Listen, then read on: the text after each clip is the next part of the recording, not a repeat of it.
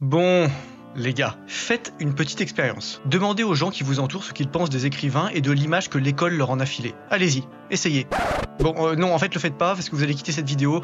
Vous le ferez plus tard, ça sera aussi bien. Ce que je veux dire, c'est que souvent, on se figure les auteurs comme des clampins souffreteux avec des IMC de flûte traversière, des santé plus bancales que l'éthique professionnelle de McFly et Carly Flop, un compte en banque vide comme le QI d'Aurore Berger, et surtout, un succès avec les femmes digne d'El Famoso Bug Tinder que vous connaissez trop bien. Que vous connaissez bien. D'ailleurs, on a souvent tendance à croire que l'écrivain, c'est le gars qui a précisément commencé à écrire parce qu'il voulait améliorer son score auprès de la gente féminine, alors même que celle-ci s'intéresse moins à Jean Titouan le poète torturé qu'à Chad Bradley, le BG capitaine de l'équipe de foot. Et tout ça, en plus d'être déprimant, c'est statistiquement plutôt vrai, mais heureusement, il y a des exceptions. Aujourd'hui, après le formidable épisode sur Flaubert, je vous propose de revenir sur le parcours atypique mais fulgurant d'un gonze qui a dominé le game des lettres en se gavant de tunas au passage, en culbutant les donzelles comme des dominos, en se payant 2 yachts avec ses droits d'auteur, en s'offrant même un fichu aéronef et en finissant, selon la logique bien connue du Rise and Fall, en hôpital psychiatrique avec le cerveau en marmelade. De qui je parle? De lui, vous l'avez reconnu, Maupassant. Oh my God! Loin de l'image scolaire que vous pouvez en avoir, loin du cliché d'écrivain facile pour enfants que j'en avais moi-même jusqu'à récemment, il est grand temps de rendre hommage à ce glorieux baroudeur stylistique. On y va. Venga, venga. Mais avant toute chose, sponsoring. Quoi? Vous croyez que je vais parler de la Giberne, de la formidable maison d'édition du Hussard? Que je vais vous vanter des mérites de pays réels et des retours des lecteurs? Que je vais vous dire de foncer en description pour choper votre exemplaire de toute urgence? Eh ben non.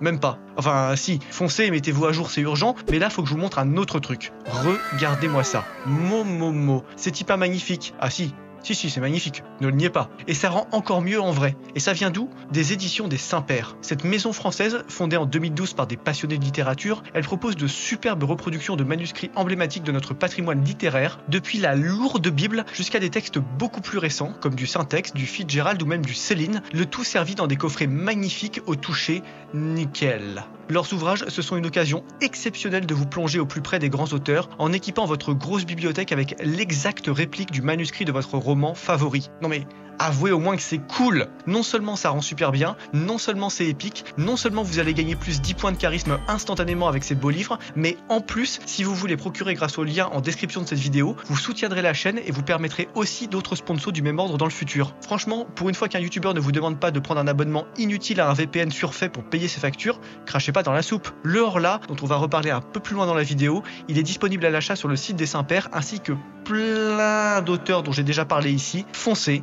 Toutes les infos sont en description. Voilà, ça c'est dit. Alors maintenant, sans plus attendre, abonnez-vous, activez la cloche, les réseaux sociaux et on y va. Sanglez les selles, sortez les sabres, enfourchez les chevaux. On va parler de Maupassant maintenant.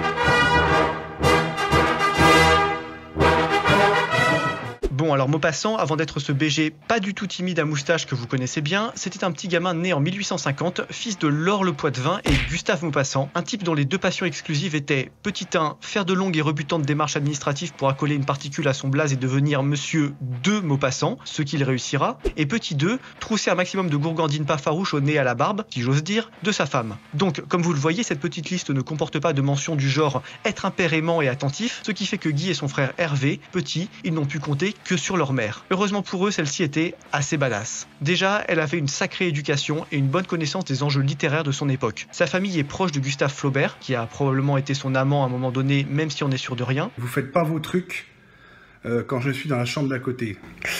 Elle lit du Balzac et du Hugo, elle s'intéresse au théâtre, bref, c'est une meuf bien, et elle était probablement abonnée au Hussard, vous devriez en faire autant. Et puis, l'autre truc cool avec la mère de Guigui, c'est qu'elle a un peu de flouze et qu'elle s'en sert intelligemment. Elle a donc acheté une belle bâtisse, les Verguis, à Étretat, en Normandie, où entre les 17 averses quotidiennes et les températures qui tapent des 15 degrés au mois de juillet, notre Maupassant de poche va couler une enfance heureuse. C'est simple, avant ses 16 ans, le gamin est un espèce de boy scout qui tape des colossales randonnées en kayak et monte des tentes dans la forêt. Il vit sa meilleure vie de trappeur dans un pays où la moindre rivière n'est pas polluée par 35 tonnes d'hydrocarbures et 65 ans de pilules contraceptives mal filtrées. Tu seras heureux. T'auras 50 orgasmes par jour par le trou du cul. Voilà. On est donc au top. Seulement, ce bon moment, comme tous les bons moments, il va finir par disparaître. À 13 ans, Momo rentre au pensionnat chez les Curtons du collège. Et ça lui déplaît assez fortement. C'est simple, toute la suite de sa vie va être imprégnée, en réaction à cet enseignement rigoriste, d'une défiance profonde à l'endroit de la religion et du dogme. Par la suite, il refusera de se rendre à l'église ou de communier, de même qu'il refusera de rejoindre les rangs de la franc-maçonnerie, qu'il tient, à tort ou à raison, on va pas en débattre ici, c'est pas le sujet, pour une église 2.0 et qu'il aborde donc en conséquence avec la même constance. Oh, pourquoi ça pue? Bon, alors après ça, l'adolescence et la jeunesse de Momo, c'est pas super passionnant à résumer. Il obtient son bac, il fait des études de droit, il sert brièvement dans l'artillerie pendant la grosse pilée de 1870 qui voit la défaite de Napoléon Kuck devant le Deutsche Qualitatesque Bismarck, et il finit par atterrir, sur recommandation du Tchad Gustave Flaubert, au ministère de la Marine, où il sera un petit laquais de 3e ordre jusqu'en 1878, année où il passe au ministère de l'Instruction, toujours sur recommandation de Gustave Ier le Tchad, jusqu'en 1882. Alors rendu là, sans doute, vous devez être un peu déçu de ce que je vous raconte, parce que je vous ai vendu Momo comme un Gus méga stylax, et pour l'instant, à part des cabanes de Castor Junior et des tickets restaurants du ministère, vous avez pas vu grand chose. Du calme, ça vient, fallait juste prendre le temps d'installer les choses. Déjà, on va commencer par la libido galopante de Maupassant. Si la fornication était un sport, le mec serait tellement le champion du monde qu'aujourd'hui encore, les stars du X iraient se prosterner devant son tombeau. Il n'y a que ça que tu aimes dans la vie, encore aujourd'hui et après. Le mec a enchaîné un nombre tellement ahurissant de maîtresses à compter de 1872 que Tourguenieff, un grand écrivain russe qui était aussi son ami, écrivait à ce propos « Aucune nouvelle des amis, sauf le jeune Guy ». Il m'a écrit récemment qu'en 3 jours, il avait tiré 19 coups. Eh bah mon cochon, plus de 6 fois par jour je vois qu'on a la santé. Ça aide le bon air normand en fait. Et Flaubert de son côté, qui sait que Maupassant a des prédispositions à la littérature, il tape des crises de nerfs homériques dans certaines lettres pour intimer l'ordre à Guigui de baisser un peu la cadence du tir du canon 88 qui lui sert de braxouille, le temps de se concentrer sur ses premiers textes et de pondre un truc un minimum qualitax. Parce que pour vous dire jusqu'où ça va, quand Maupassant met en scène dans un salon privé et en présence de quelques amis seulement sa première pièce de théâtre en 1877, celle-ci s'intitule sobrement « À la feuille de rose, maison turque ». Et j'aime autant vous dire que la maison turque en question, ses habitants, c'est pas Recep Tayyip Erdogan l'épicier qui se fait passer pour un président, mais bien une cohorte de jeunes zoulettes affables et prêtes à travailler du gosier pour quelques pièces d'or. Donc le type est tellement un obsédé du calbut que même ses textes parlent de ça dès sa jeunesse. Voyez un peu le travail, vous? Bon, alors ne vous en faites pas, les choses vont graduellement s'arranger. Déjà, à compter de 1875, Guigui commence à publier quelques articles dans différents journaux de premier ordre, comme Le Gaulois ou Le Figaro. Et ça, un peu comme on l'avait vu avec Balzac, Zola ou Dumas, ça le force à un minimum de régularité dans sa production écrite. C'est donc bonne magie. Et puis, l'autre coup de pouce du destin, j'en ai parlé un peu avant, mais il s'appelle Gustave Flaubert. À cette époque, Flaubert c'est vraiment un écrivain bien installé, qui a déjà écrit une majorité de ses chefs-d'œuvre et qui du même coup peut ouvrir toutes les portes du petit monde littéraire à son protégé. En particulier, Flaubert va présenter à Maupassant Tourguenieff, dont j'ai déjà parlé plus haut, et surtout un petit nouveau, l'étoile montante du game, qu'on appelle Émile Zola. Et si vous avez déjà vu mon épisode sur Zola, sinon foncez le voir, vous savez que Mimile, il avait acheté une maison à Médan. Là, il rassemble plein d'écrivains appelés à rayonner sur la littérature, et notamment Huysmans, pour débattre de littérature et gratter leurs meilleures histoires tous ensemble. Et Zola, qui va se prendre de sympathie pour Maupassant, il l'invite à rejoindre sa team de gribouilleurs d'éther à la fin des années 1870. C'est là que Guigui va pouvoir donner sa pleine mesure.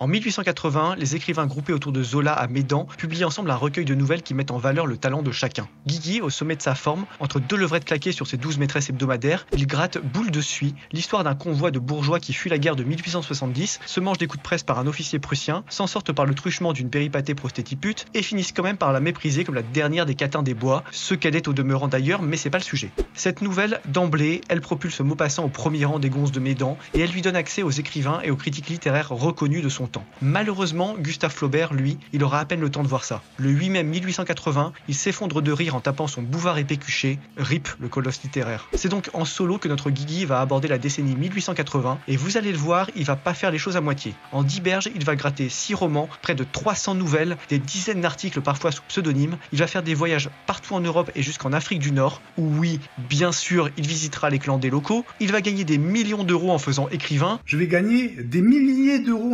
S'acheter 2 yachts et même affréter un ballon dirigeable. Sacré palmarès, hein? Alors attendez, faut reprendre ça dans l'ordre. En mai 1881, Momo publie La Maison Tellier, son premier recueil de nouvelles qui atteint sa 12e réédition en 2 ans. Bon alors c'est pas mal, mais on peut clairement faire mieux. Du coup, en 1883, il écrit Une vie, l'histoire d'une aristocrate cuck puis veuve qui se fait dépouiller par son fils au train de vie luxueux. T'as plus d'argent, hein? Je t'ai dépouillé là.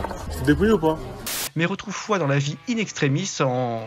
je vous le dis pas, surprise. Sachez une chose, cette histoire elle subjugue le lectorat de l'époque. 25 000 exemplaires vendus et Tolstoï, le grand Tolstoï, dira que ce livre est, je cite, peut-être le meilleur roman français depuis Les Misérables. Ok, là on entre dans la cour des grands, mais vous n'avez encore rien vu. En 1885, avec Bel-Ami, Maupassant touche le point culminant de sa carrière. L'histoire de Georges Duroy, un homme qui se hisse dans les cercles parisiens grâce à ses capacités de séducteur et à la collusion évidente qui règne entre les milieux journalistiques et d'affaires, a dû être réédité 37 fois en seulement 4 mois. New World Record.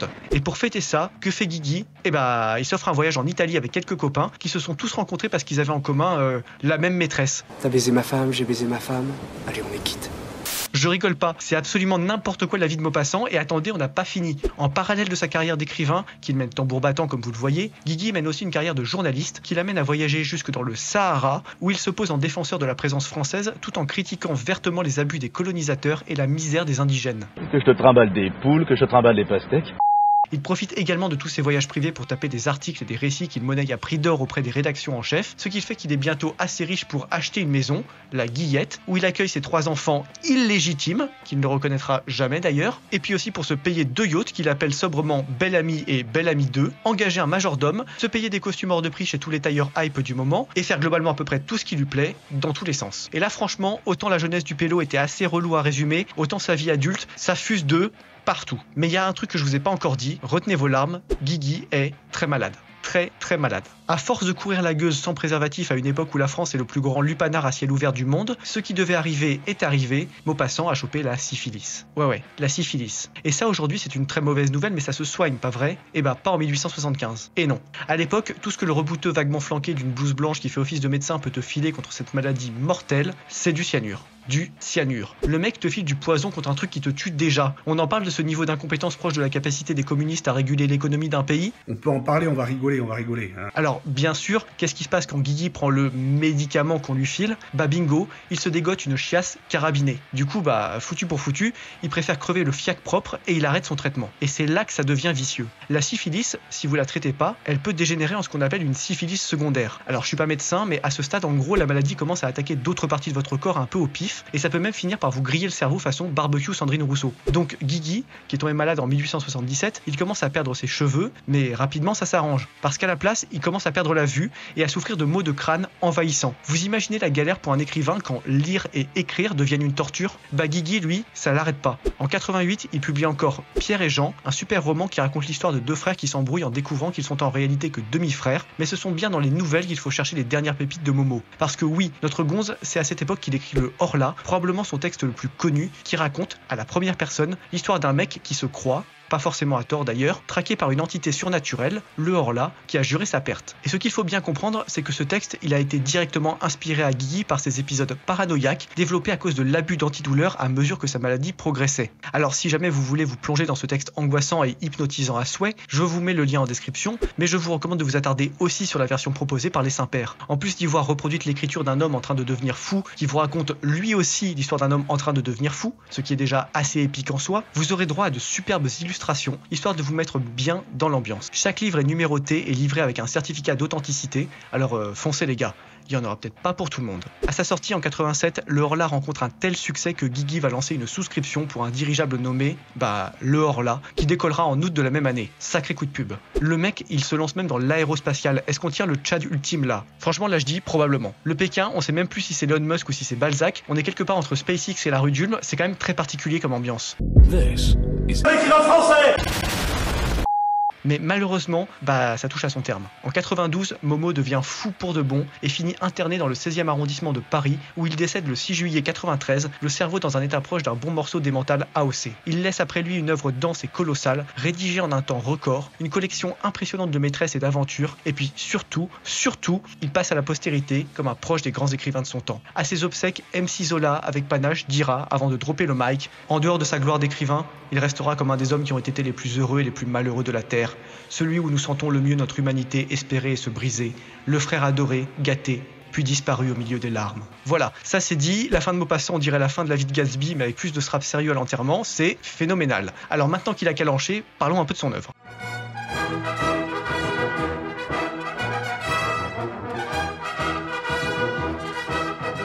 Faut que je vous avoue un truc, j'ai longtemps douté du talent de Maupassant. À mes yeux, c'était un écrivain secondaire, assez surfait et totalement éclipsé par son père spirituel, le génial Gustave Flaubert. Entre l'école qui me vendait Maupassant comme un auteur bien scolaire, le fait que le mec grattait beaucoup de nouvelles qui sont souvent considérées comme un genre inférieur, et puis le style assez simple et réaliste du bonhomme, disons que j'avais quelques réticences. Parce que Guigui, mine de rien, c'est quand même un type qui oscille entre un réalisme sans compromis, quitte à présenter des personnages abjects ou méprisables, et un fantastique qui annonce déjà les carabistouilles de Lovecraft avec sa nouvelle La Main ou Le Horla par exemple. Donc rien que sur les sujets de son œuvre, il est pas facile à cerner et on peut facilement se tromper. Donc c'est compliqué, c'est compliqué. Et puis au niveau de son écriture, je l'ai dit, Maupassant c'est un gars qui a appris le métier aussi en faisant le journaliste, donc autant vous dire que son style c'est pas mal, sujet, verbe, complément, point, et on recommence. Ceux qui aiment les grandes phrases flamboyantes à la Chateaubriand ou les punchlines ramassées à la Hugo, c'est clair, vous pouvez repasser. En revanche, et c'est là que j'avais complètement foiré mon jugement, Momo c'est pas juste un petit journaleux qui vous décrit 2-3 trucs osef. Le mec, c'est pas Christophe Barbier. Sommes-nous une nation de poltrons?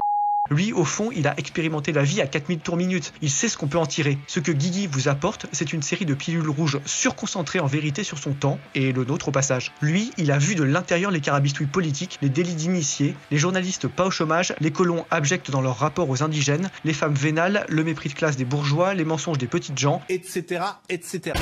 Bref, lui, il sait que l'humain n'est pas une bestiole toute rose, et en plus de le savoir, comme un médecin qui vous détaille la pathologie qu'il a découverte, il vous le montre. Ce que la langue de Maupassant perd en lyrisme et en effet de style purement littéraire, elle le gagne en précision et en exhaustivité. Mais soyons clairs, son exhaustivité n'est pas celle de Proust, qui cherche à épuiser le réel en le décrivant dans des phrases beaucoup trop longues. Guigui, lui, quand il dit tout dans l'horreur, avec des phrases courtes et efficaces qui ne chercheront jamais à euphémiser la dure réalité de ce monde.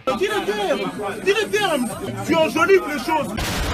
Et même quand il flirte avec le fantastique, Maupassant c'est pas le Gus qui va chercher à vous décrire des soucoupes volantes ou des monstres difformes. Lui, ce qui l'intéresse, c'est le travail sur la psychologie, qui était une science toute neuve à son époque, en montrant les réactions des gens, de la peur à la colère, devant l'incroyable. Alors si vous devez commencer Maupassant après cette vidéo, qu'est-ce que je vous conseille? Déjà, sans nul doute parce que c'est son plus connu, Bel Ami, qui vous plonge dans les carabistouilles de la presse et des partis politiques sur fond de séduction et de magouille conjugale. On est à mi-chemin entre un vaudeville et un remaniement ministériel, donc foncez, vous allez passer un bon moment. En plus, ça se bouquine à toute beurzingue, alors pas de raison d'hésiter. Bon, et puis ensuite, vous avez les romans de Maupassant sur les mœurs. Pierre et Jean, qui explore les rapports entre deux frères qui découvrent un triste secret de famille à l'occasion d'un héritage, ou Une vie, un espèce de pendant hardcore et aristocratique à l'éducation sentimentale de Flaubert, qui montre comment une femme, à cause d'un mauvais mariage et d'un faible caractère, peut ruiner sa vie. Bon, tout ça c'est du lourd, alors je vous mets aussi les liens, foncez en description. Et puis pour finir, bien sûr, lisez les nouvelles du bonhomme. Il en a fait plus de 300, vous allez bien trouver votre bonheur dedans. Là, il y a deux écoles, les nouvelles fantastiques et les nouvelles réalistes, les premières étant glaçantes à souhait, les secondes souvent tragiques, mais d'un tragique mordant, presque drôle tellement il en devient impitoyable. Alors, je vous mets les deux options à disposition, que vous soyez un Jean Lovecraft Spectoulou ou un Jean Sociologue Spé-Ironie, vous allez trouver votre bonheur. Et souvenez-vous, si vous hésitez encore à sauter le pas, que Maupassant c'est un type tellement percutant et efficace à l'écrit qu'il a pu s'acheter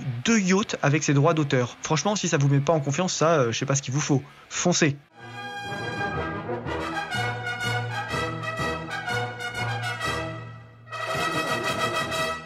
Et hop, un autre chat littéraire de traité. Ça commence à faire beaucoup sur cette chaîne et j'aimerais bien connaître votre excuse pour ne pas aller en lire un seul si c'est malheureusement le cas. Elle a intérêt à être très bonne. Je voulais remercier une dernière fois les éditions des Saint-Pères qui m'ont fait confiance pour un partenariat dans cet épisode et je vous rappelle que vous pouvez vous aussi soutenir la chaîne et leur formidable travail et la littérature grâce au lien en description. Passez faire un tour, ça n'engage à rien, mais ça devrait vous plaire. J'ai vraiment été bluffé par la qualité de leur volume alors que j'avais déjà de grosses attentes. Et puis bien sûr, je le dis et le redis sans cesse, passez prendre votre exemplaire de Pays réel sur le site de la Giberne. Il n'y a vraiment aucune excuse pour ne pas rejoindre le régiment du Hussard maintenant. Tous ceux qui ont tenté l'aventure ont passé un excellent moment. Sur ce, l'abonnement, la cloche, les réseaux sociaux et le Tipeee si le cœur vous en dit. Moi je vous remercie et je vous dis à très vite pour un nouvel épisode et d'ici là portez-vous bien. Allez, rompez les gars.